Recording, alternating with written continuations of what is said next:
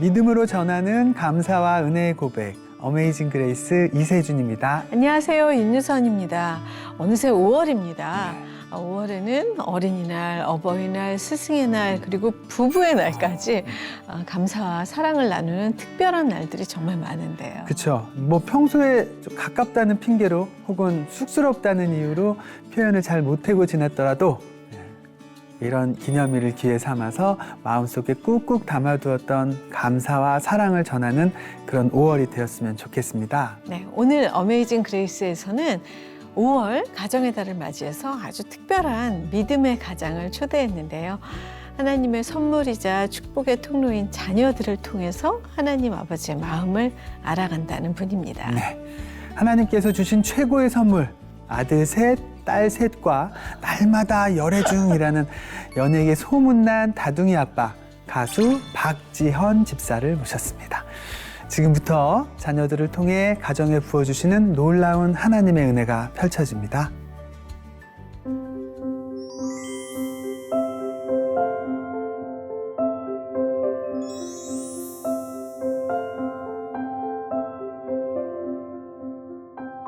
안녕하세요. 안녕하세요. 예, 네, 와주셔서 반갑습니다. 감사합니다.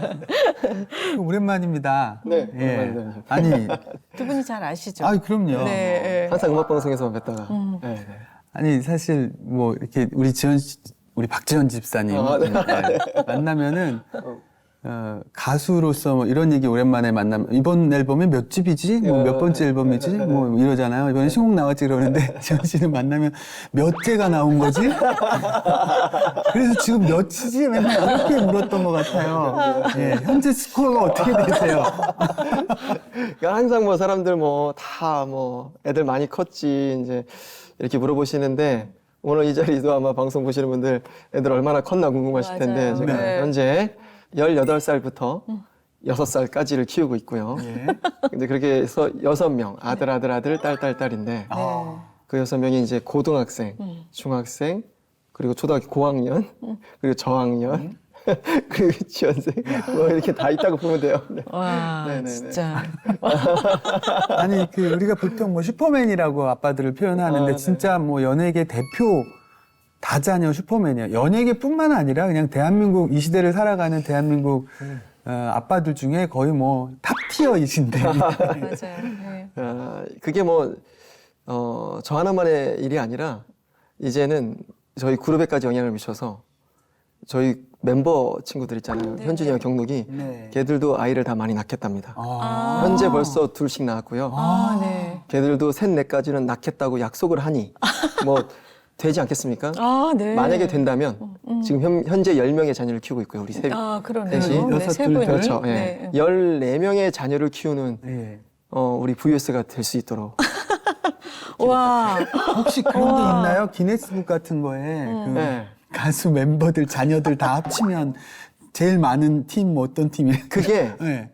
우리가 그 가입해서 등록만 하면 되는 하면 겁니다. 되겠다. 돈 그죠? 내고 하면 되는 거예요. 기네스북에. 네. 네. 그러면 그분들이 이제 조사하고 실제 그렇다면 전 세계에서 아이가 제일 많은 그룹으로 등재가 되는 겁니다. 네. 그래서 하면 될 것 같아요. 한둘만 더 나면 제가 해비 내서 한번 해보려고요. 이야, 진짜 영광스럽다. 아니 그리고 다른 때가 아니고 지금 이 저출산 때문에 진짜 국가의 걱정거리잖아요. 예, 정말 말 그대로 애국하시는 팀이네요. 네. 뭐 현재 우리나라 출산율이 0.78인가 그렇대요. 네. 네. 갑자기 심층톤으로 가면 안 되니까. 네. 근데 지금 아들 셋, 위례부터 아들 셋, 네, 그다음에 네. 딸 네. 셋, 네. 엄마 아빠까지 남자 넷, 여자 넷. 아니 어떻게 집안 분위기는 어떨까 궁금해집니다. 시트콤과 같을 것 같아요. 누가 시키지도 않았는데 아주 정확히 그렇게 4명씩 놉니다. 저하고 아들 셋, 남자들끼리 딸하고 아내하고 딸 셋. 아 진짜요? 잠도 그렇게 자고요. 아, 영화도 그렇게 보고. 그래서 아내는 아직까지도 맨날 애니메이션을 보고 아이들하고. 어리니까. 저는 이제 큰 애들하고 저는 이제 뭐 미드도 보고. 네, 네. 사실 그렇잖아요. 우리가 자녀는 하나님이 주신 최고의 선물이다라고 하는데 하나님께서 선물을 엄청 쏟아부어 주신 거예요. 이대게만. 네. 그 참 진짜 축복받은 가정인데 아이들 이름을 이렇게 연결을 하면 6명 아이들의 이름을 연결을 하면 기도문이 된다고요. 네, 그거는 아이가 많다는 거에 대한 굉장히 우리는 긴장이 좀 있었어요. 그러니까 왜 축복이다 많이 얘기하시잖아요. 근데 축복이 이게 선물로 따지면 하나님이 주신 선물을 많이 받았으니 좋은 거잖아요. 그렇죠. 근데 내가 그 선물을 귀하게 못 쓰면 그거는 더 위험한 거 아닌가 싶어요. 그게 독이 될 수도 있고 잘못 키운 자식은 내 삶에 독이 된다는 거죠. 그러면 자식이 많다는 거는 책임감. 독이 될 가능성도 많다는 거잖아요. 네. 복도 많지만 그러니까 그거는 이제 우리가 어떻게 키워내냐에 따라서 더 많은 복도 될 수 있지만 더 많은 독도 될 수 있는 여기서의 긴장감이 있었어요. 그래서 우리가 조금 더 예민하게 생각할 수밖에 없었고 그래서 학교를 안 보낸 것도 있었고 네. 그러다 보니 우리가 할 수 있는 게 뭘까? 물론 학교를 안 보내고 여러 가지의 어떤 선택들이 있었지만 그게 가장 먼저 선택한 게 기도였어요. 어떻게 기도할까? 날마다 우리가 얘네 아이들의 이름으로 우리가 기도를 하자. 그래서 그 기도문대로 아이들을 낳은 건 아니에요. 사람들이 이제 그렇게 오해하시는 분들 기도를 해놓고 그 기도대로 아이들을 낳아서 이름을 이렇게 지었냐? 그건 아니고 네. 아이들을 낳고 그 이름에 맞게 이게 하나님께서 허락한 이름이다라고 우리가 확신을 갖고 네. 그 이름으로 기도문을 쓴 겁니다. 그러니까 뭐 주기도문이 있듯이 네. 예, 박지연 가정 기도문이 있는 거죠. 아, 예, 네. 근데 좀 알려주세요. 네. 기도. 비찬이, 강찬이, 의찬이, 향솔담이거든요. 향솔담.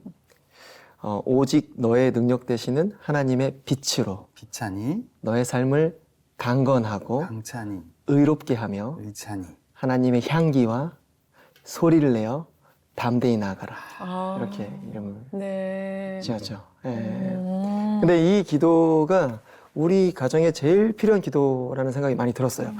물론 그런 마음을 실어서 이름을 계속 놓고 묵상을 했기 때문에 이런 기도가 나온 건데, 왜냐면 이게 시대와 좀 다르게 산다는 거.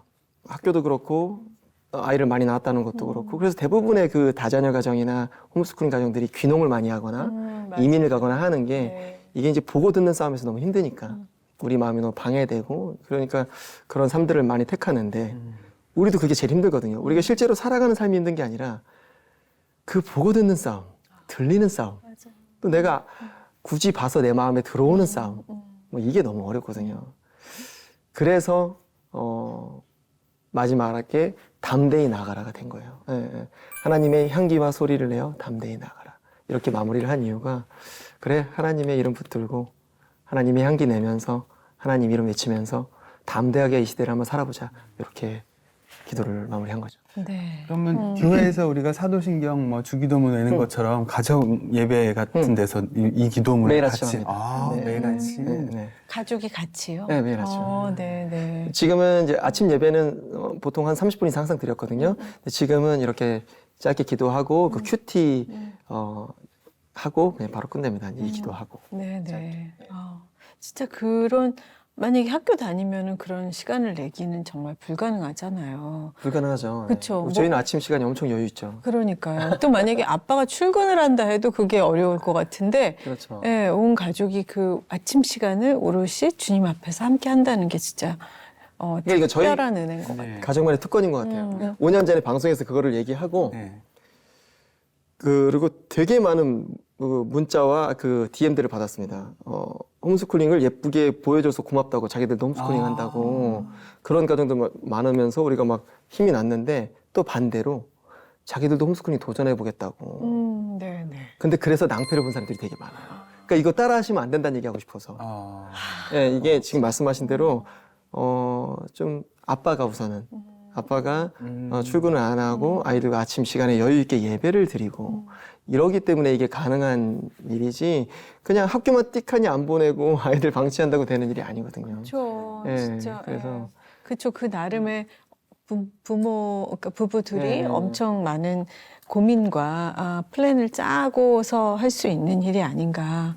근데 이렇게 똑같은 방식으로 다 같이 기도하고 양육해도 아이들이 뭐 개성이 다 다르니까 다 다르게 자라죠. 저는 그 아담과 하와로 인류가 존속한다는 게 너무 믿겨져요.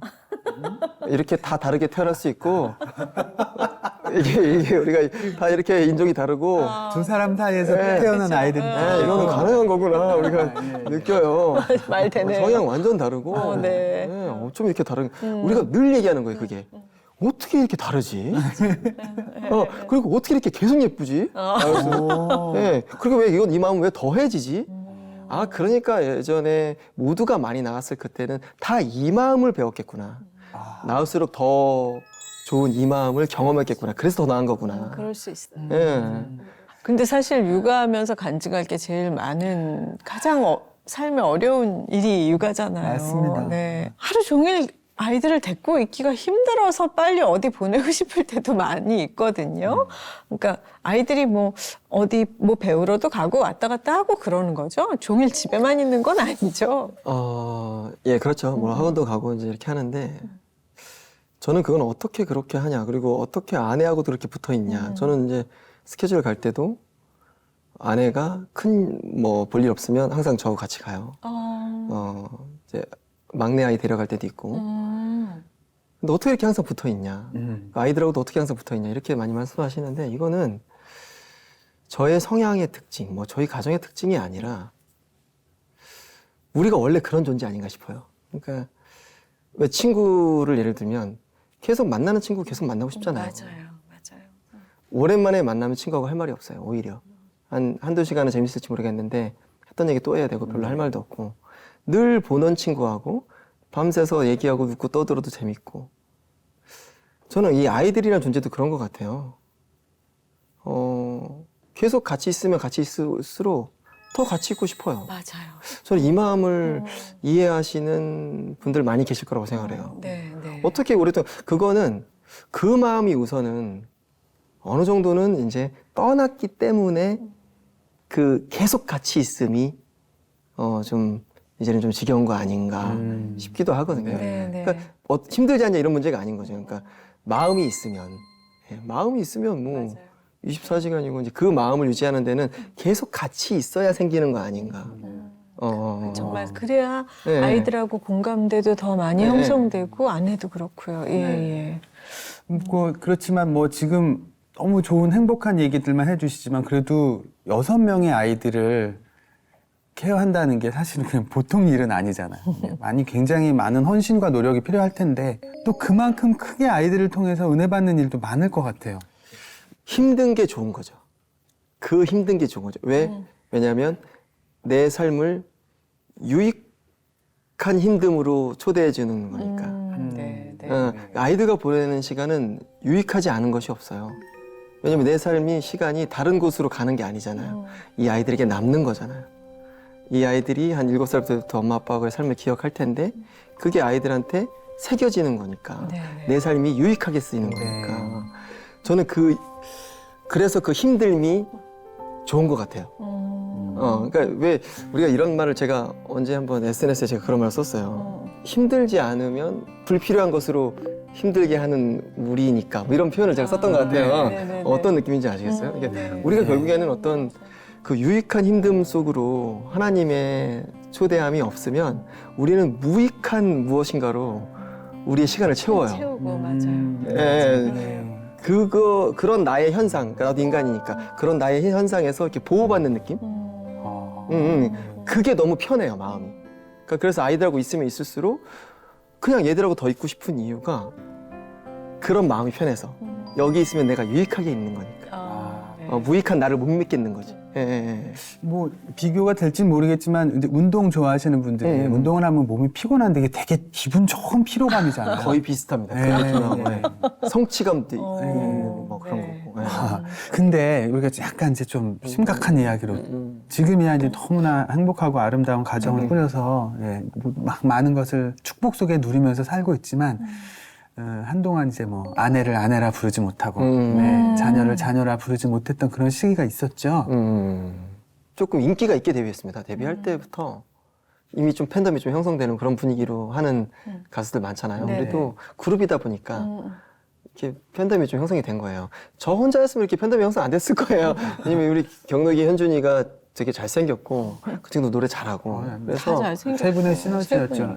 제가 27에 데뷔를 했는데 또 그 친구들은 더 22살, 3살 이랬으니까 더 이게 팬덤이 형성될 수밖에 없는, 저 하나였으면 아마 형성되지 않았을 거예요, 아마도. 근데 이게 형성이 되다 보니까 이제 그게 좀 부담감이 생겼어요. 데뷔하는 데 있어서. 근데 그때 이미 제 아내는 사실 저희 집에 살고 있었습니다. 이제 부모님이 이제 그 아내 이제 집안에 좀 사정이 있어서 이제 우리가 이제 일찍 들어와서 우리 집에서 같이 살고 있었어요. 네. 네. 그러니까 어떻게 보면 여자친구가 있는 게 아니라 아내가 집에 있는 그런. 그런데 데뷔하고 활동하게 됐는데 그걸 밝힐 수가 없는 거죠. 예, 그때 분위기는 더더욱, 뭐 지금도 그건 안 될 거예요, 아마. 예, 예. 회사에서 용납을 안 하죠. 예, 그래서 회사도 비밀로 했고, 그래서 회사도 몰랐어요. 집에서 이제 대화를 나눈 거죠. 언제까지 우리 이렇게 살아야 되니, 이제 어머니는 이제 손주가 보고 싶다, 이런 얘기도 하시고, 그래, 여보, 우리도 애를 낳자.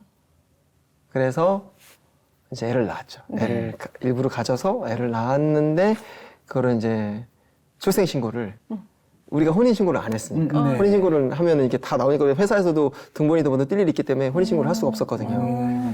그래서 혼외 자녀로 이제 아내에게 등록을 해서 그렇게 해서 키웠었죠. 그때까지도 회사는 몰랐고요. 네, 그러다가 아이가 한 2살, 3살 될 때 그때 세상에 알렸죠. 회사와 동시에.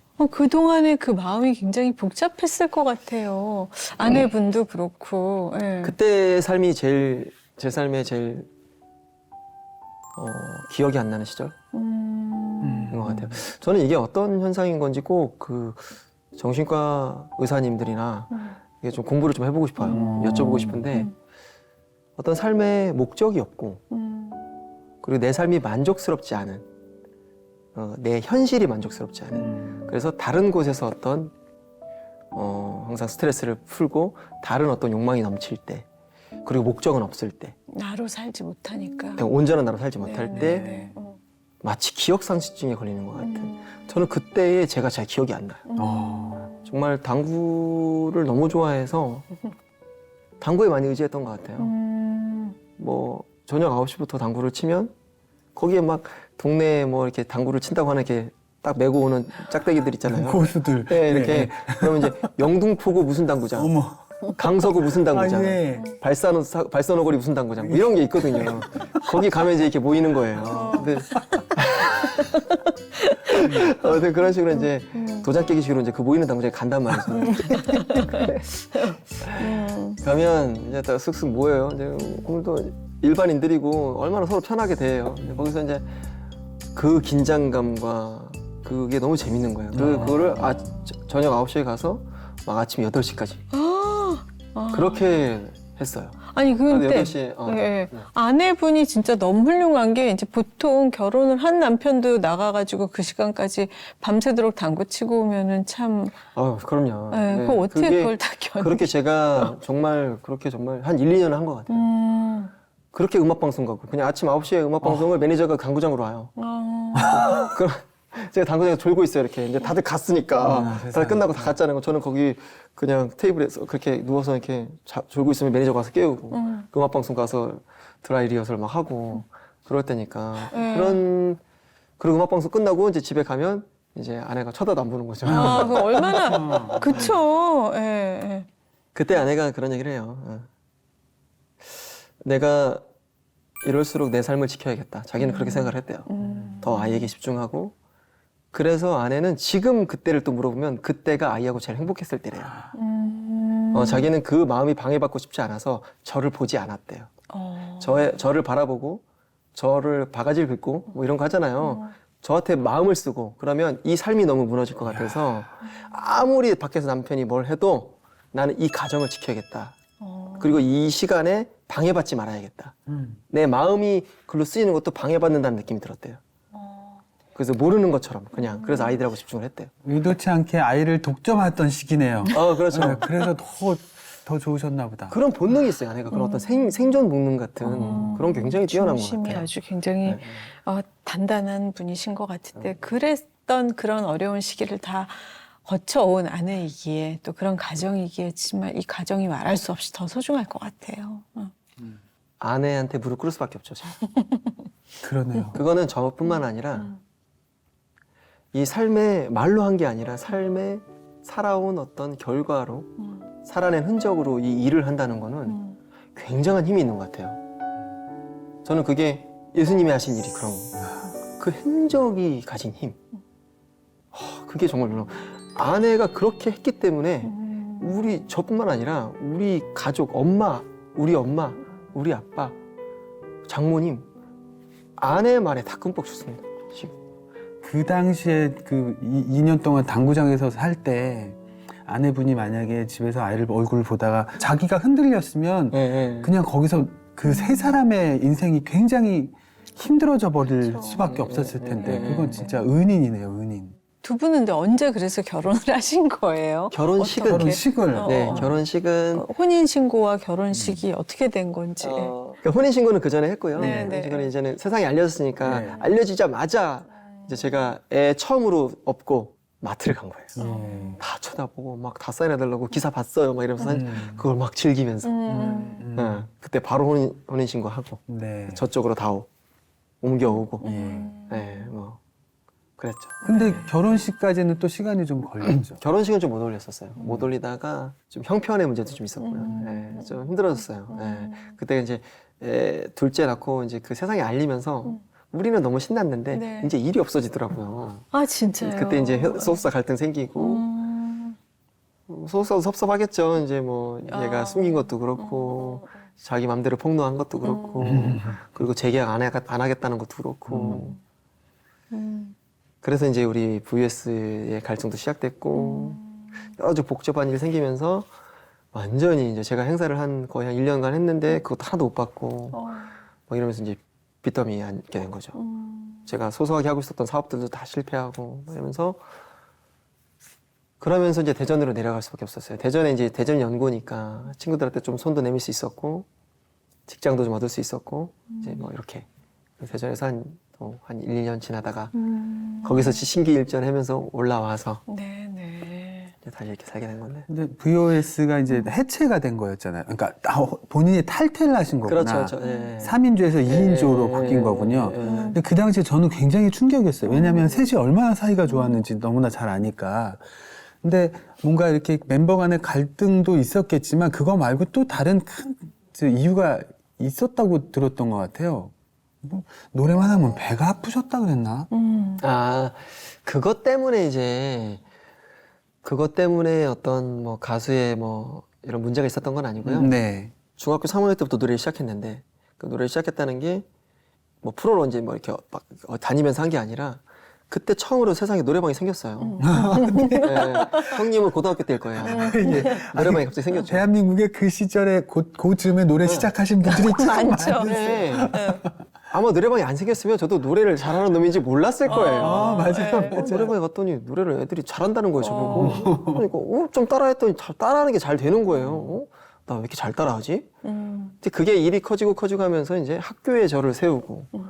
근데 이제 그때부터 문제가 뭐냐면 노래방에 살 땐 괜찮은데 어디 이렇게 좀 사람들 많은 데 서서 노래를 하면 배가 긴장해서. 장이 뒤틀리는 거예요. 네네. 그게 어느 정도로 아프냐면요. 한 30분 아픕니다. 그게 막 떼굴떼굴 구를 정도로. 노래하는 동안 계속? 괜찮아요. 그때는. 아. 그때는 완전 경직돼서 하다가 네. 그게 풀리면서 아픈 거거든요. 긴장이 풀리면서 네, 이게 딱 굳었다가 풀리면서 아픈 거거든요. 그러니까 그게 너무 스트레스인 거예요. 노래하는 동안도 이거 이제 무대 끝나면 나 배 아플 아프겠구나. 알고 해는 거예요. 예. 이제. 그게 제가 그 보고 싶은 날에는 활동을 하던 그 31살까지 아픕니다. 그러니까 그간의 무대가 수천 번이겠죠. 네. 네, 저는 그렇게 살은 거예요. 네. 그걸 멤버들도 알아요. 중학교 3학년 때 제가 그게 너무 배가 아프니까 하나님, 제가 자유롭게 노래하는 삶을 저에게 주시면 제가 하나님께 찬양하는 삶을 이어드릴게요. 이렇게 써서 타임캡슐에 넣어서 그 수련회 때 이렇게 묻었어요. 근데 우리가 그 기도 까먹죠. 까먹죠. 네. 그냥 이루어지는 걸 우리가 모르잖아요. 아, 예. 하나님은 일하시는데 우리는 모르잖아요. 예. 저도 모른다고 생각하고 이제 교회를 떠났어요, 저는. 그리고 이제 머리 기르고 락커 생활을 막 하고 락커로 살았어요, 정말. 그런 생활을 이제 막 한 거예요. 근데 참 묘한 일들이 벌어진 게 저는 이제 배가 너무 아프니까 나는 노래 안 할 거야. 그래서 엄마가 이제 그 기술 배워 해서 공고에 진학을 했더니 그 고등학교에 저 때문에 최초로 밴드부가 생겼어. 그 일기. 지금 그 밴드부가 제가 일기였는데 지금 이제 한 30개쯤 됐겠죠. 20 몇 개는 됐겠죠. 이어져 오고 있고요. 제가 그 고등학교 졸업하고 이제 드디어 노래 안 하는구나 하고선 제가 회사에 취직했습니다. 굉장히 에어컨 회사 되게 경원색이라고 다 아는 회사, 되게 센츄리 에어컨. 그래서 제가 1년 동안 일을 했는데 20살 때 저 때문에 그 회사에서 처음으로 밴드부가 생긴 거예요. 그래서 1년 동안 포크송을 엄청 불렀어요. 검은 밤에 가온 이런 거 엄청 불렀습니다. 통기타도 그때 배웠고 군대 갈 시기가 돼가지고 군대를 갔어요. 그 노래를 네모반에서 몇 번 하다 보니까 그 단장님께 보고가 올라간 거예요. 이게 청주 17비행단이에요. 네. 제가 이게 사실이니까 말씀드릴 수 있는 거예요. 청주 17비행단에 지금도 저 때문에 생긴 밴드부가 20 몇 기로 이어져 오고 있습니다. 이야. 그게 이제, 그렇게 해서 저는 그때는 이제 트로트를 엄청 불렀습니다. 스펙트럼. 네, 락에서 진짜. 포크송에서 아는 트로트까지. 장르가 없이. 네. 그렇게 하고 저는 전역하고 바로 가수 된 거예요. 가수가 될 수밖에 없었네요. 그러네. 근데 이게 하나님이 하신 건지를 31살에 아는 거예요. 모든 게 실패하고 우리가 그 곤고함의 하늘을 보는 제가 하늘을 보지 않았던 거죠. 배 아픈 것만 그냥 불평하면서 가수 때려치고 싶어. 언제까지 이렇게 아파야 돼. 멤버들에게도 맨날 투덜대고 멤버들은 제 눈치 보고 맨날 아파하니까. 그러다가 다 실패하고 대전에 내려가서 직장 생활을 하니까 이제 하나님이 보이는 거예요. 하나님이 하셨구나. 그래서 제가 찬양 앨범을 내요. 그리고 찬양 앨범을 내고 그 찬양 앨범을 또 냈다는 거를 그 대전에 다니는 교회에서 이제 아시니까 그 곡을 좀 이제 특송을 해달라. 오랜만에 노래해야 되는 거예요. 오랜만에 그 노래를 찬양을 했습니다. 또 배 아플까 봐. 배가 안 아픈 거야. 네. 처음. 이게 너무 신기했어요. 나 아내랑 저랑 너무 신기해가지고 이게 어떻게 이럴 수가 있지? 저 아내는 저보고 거짓말하는 거 아니냐고. 아니라고 안 아프다고. 그때부터 지금까지 단 한 번도 안 아픕니다. 15년. 그냥 일반 노래 불러도 안 안 아파요. 아파요. 네. 그 기도가 그대로 된 겁니다. 네. 참 신실하신 주님. 네. 이 긴 드라마가 얼마나 그 하나님이 일하시면 얼마나 놀라워요. 그러네요. 네. 네. 참, 그러니까 지금 중3 때 교회를 다니시다가 다시 31살에 이렇게 돌아오신 거였네요. 네, 네. 그러니까 하나님을 떠나 있는 동안 이제 가수가 되고 막 이렇게 뭐 우여곡절을 겪다가 결국에 이제 돌아온 탕자처럼 주님 앞에 앉아가지고 무릎 꿇고 다시금 주님의 품으로 돌아오신 거죠. 그 품이 어땠을까요? 엄청 향기로웠습니다. 근데 그게 제 삶의 이 하나님의 일하심을 아내는 신앙이 없는 여잔데 한 번도 교회 가본 적도 없고 나이 31살까지 그런데 제가 배는 안 아프다 그러고 이게 너무 아내가 보기도 이상하잖아요. 그래서 여보 우리 교회를 같이 다니자. 나 자기가 나랑 교회 같이 가줬으면 좋겠어. 그 아내는 또 흔쾌히 또 근데 아내가 괜찮았어요. 간다고 해서 이제 운전을 하고 주차를 하고 그 장면이 너무 생생합니다.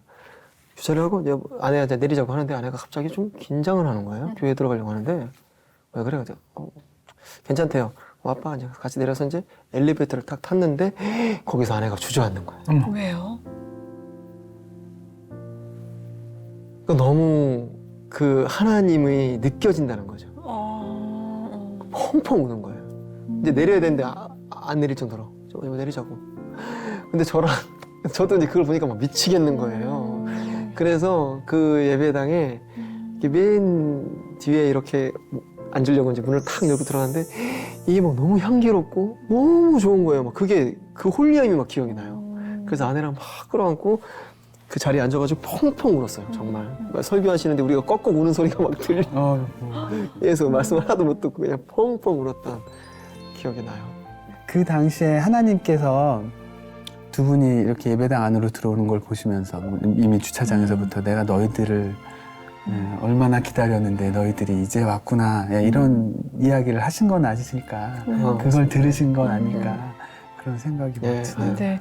그럼 그 이후에는 뭐 신앙이 흔들린다거나 그렇게 뭐 위기가 있다거나 그런 일은 없으셨어요? 네. 단 한 번도 없었습니다. 네, 은혜만 있었죠. 오직 은혜만. 그러니까 물론 힘든 일들은 있죠. 근데 결국에는 그 힘든 일들이 다 은혜더라고요.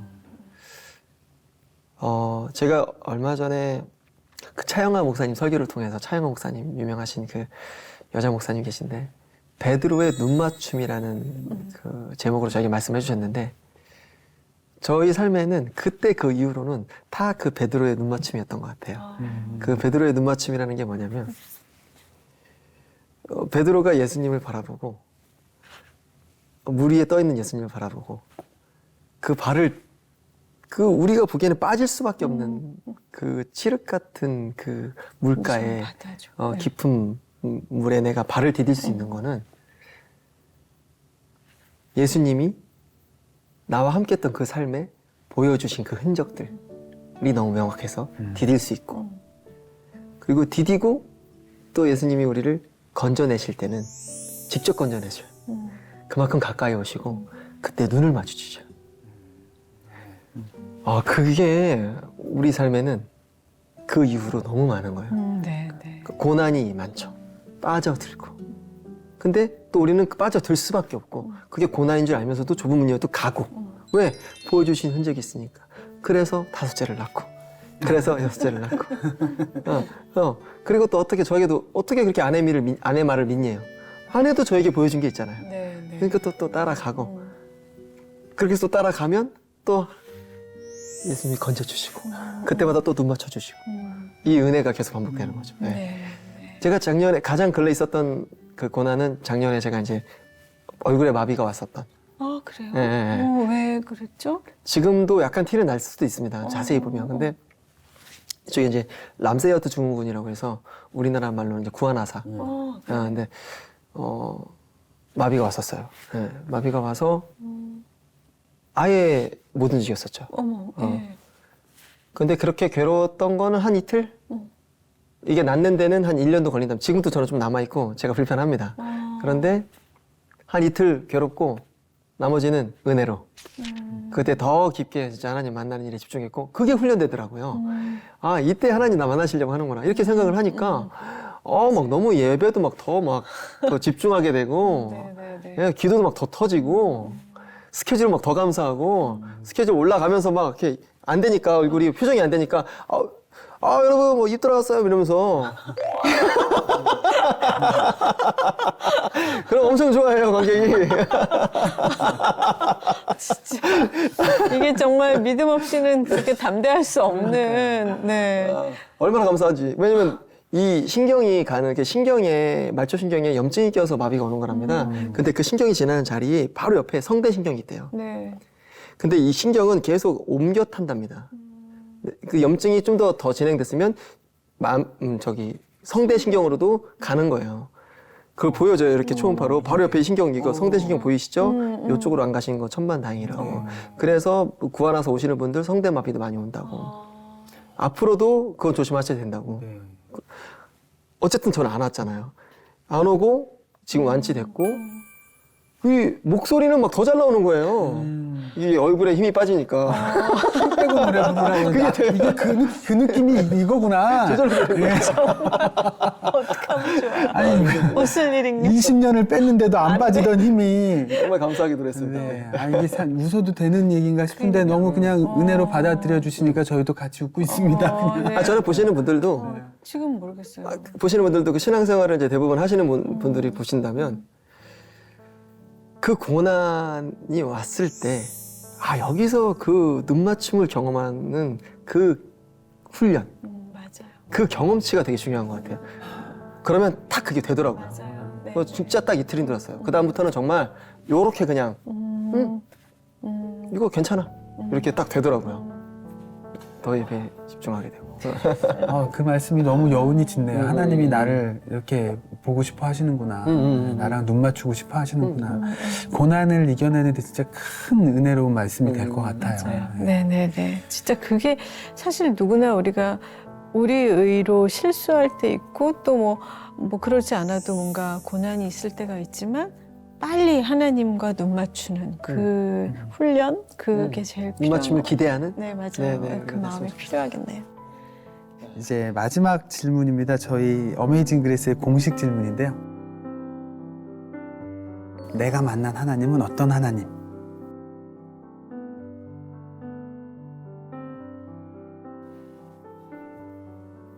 기다리시는 하나님.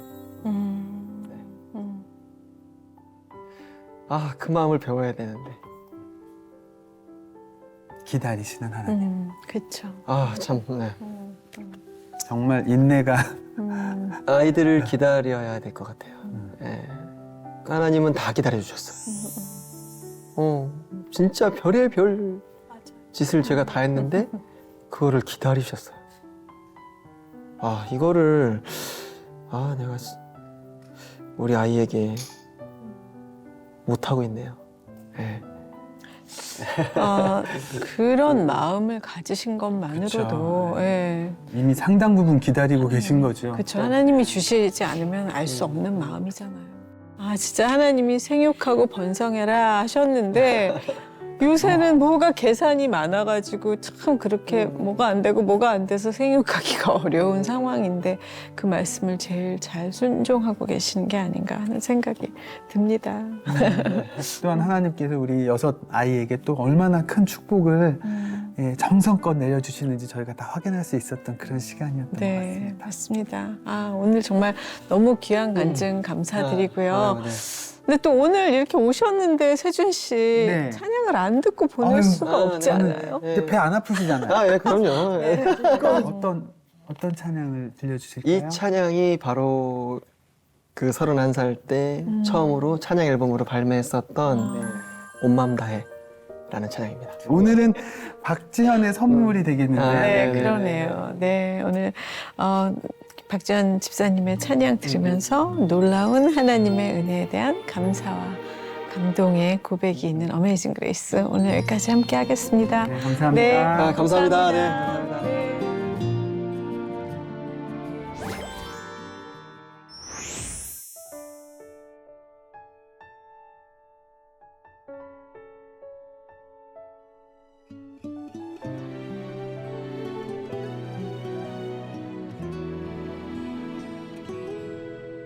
주님과 함께하는 이 고요한 시간 주님의 보좌 앞에 내 마음을 쏟네 모든 것 아시는 주님께 감출 것 없네 내 마음과 정성 다해 주 바라나이다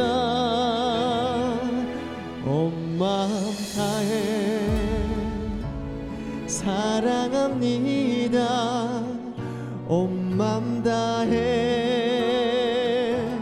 주 알기 원하네 내 모든 삶 당신 것이니 주만 섬기리 온 마음 다해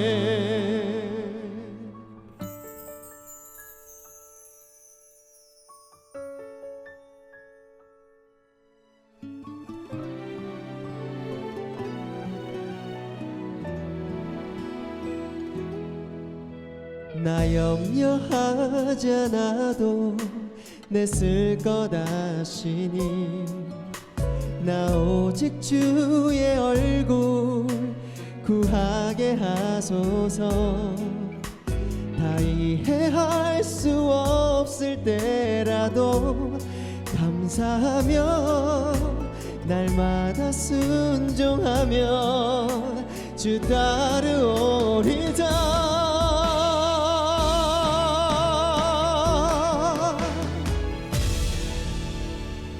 온 마음 다해 사랑합니다 온 마음 다해 주 알기 원하네 내 모든 삶 당신 것이니 주만 섬기리 온 마음 다해 사랑합니다 사랑합니다 사랑합니다.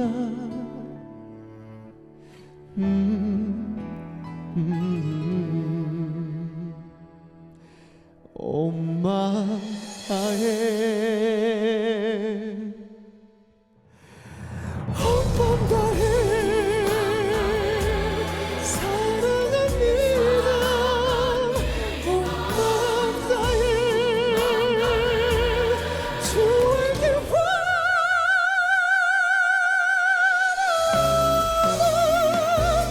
내 모든 삶 당신 것이니 주만 섬기리 온 마음 다해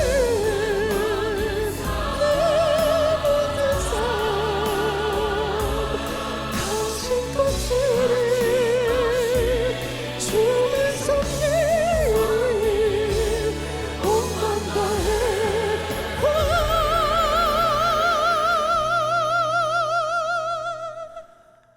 주만 섬기리 온 맘 다해.